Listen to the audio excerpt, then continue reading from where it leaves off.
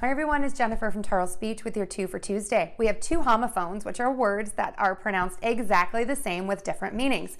Our words today are principle, which is a rule or a fundamental belief, and principal, which is the person in authority. So to say these words correctly, we're going to do this a little bit differently today. I'm going to have you think about saying 3 words.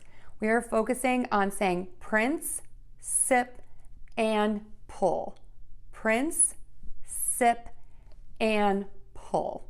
And then when you blend those words together, when we do linking with words, you don't have to say the last sound and the first sound twice. You can say them once. So when you put it together quickly, it's going to sound like principal, principal, principal, principal, principal, principal. And let's try that in a sentence.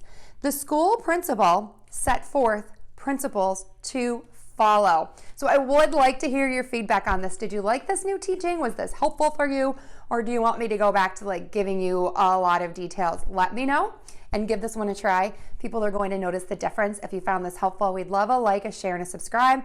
Check out our products on Google Play, iTunes, on-demand classes at Udemy, and one-to-one training options at Tarle Speech. Thanks everyone, take care.